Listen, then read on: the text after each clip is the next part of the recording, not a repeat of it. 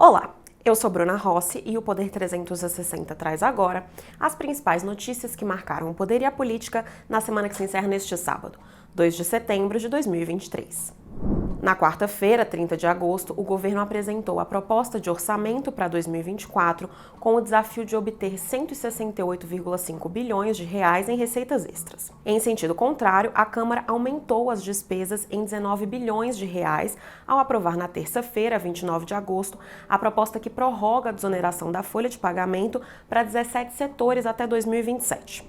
Na quinta-feira, 31 de agosto, o presidente Lula sancionou com vetos o marco fiscal que substituirá o atual sistema de teto máximo de gastos do governo. O texto foi aprovado no Congresso em 22 de agosto. Os deputados mudaram o que havia sido aprovado pelo Senado. Em uma derrota para o governo Lula, a Câmara retirou o trecho do texto que daria ao menos 32 bilhões de reais em espaço fiscal para gastos ao ministro da Fazenda, Fernando Haddad. Lula vetou 2 trechos.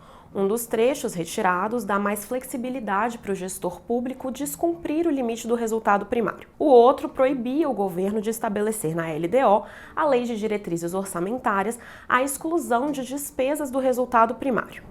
O Senado aprovou na quarta-feira, 30 de agosto, o projeto do CARF, o Conselho Administrativo de Recursos Fiscais. O texto retoma o voto de qualidade nas decisões do CARF.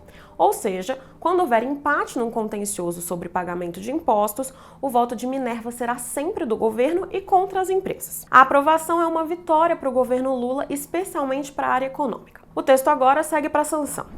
Na segunda-feira, 28 de agosto, o presidente Lula sancionou a lei que aumenta o salário mínimo de R$ 1.302 para R$ 1.320. Além do aumento, o texto final também incluiu a atualização da tabela do imposto de renda, que passou a ter isenção para quem ganha até R$ 2.640. O aumento do salário mínimo já custará 40,8 bilhões de reais ainda em 2023. O reajuste da tabela do imposto de renda representará despesa extra de 3,2 bilhões de reais neste ano e 6 bilhões de reais em 2024. O governo estuda compensar parte desses gastos com a taxação de offshores, via projeto de lei de futuro incerto no Congresso.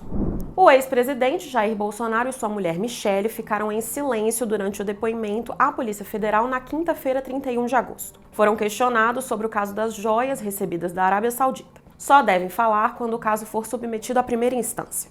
O assessor Fábio Weingarten e o ex-assessor Marcelo Câmara também ficaram em silêncio.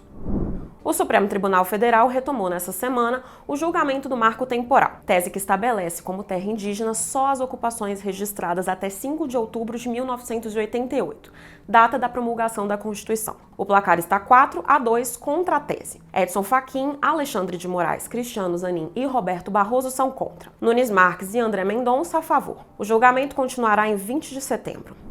Na quinta-feira, 31 de agosto, o ex-chefe do Gabinete de Segurança Institucional de Lula, Gonçalves Dias, disse na CPI do 8 de janeiro no Congresso que fez uma, abrem aspas, má avaliação dos fatos, fecham aspas, por causa de diferentes relatos sobre a invasão às sedes dos 3 poderes. Afirmou que solicitou, abrem aspas, padronização de informação, fecham aspas, em documentos enviados pela ABIN e negou ter pedido adulteração.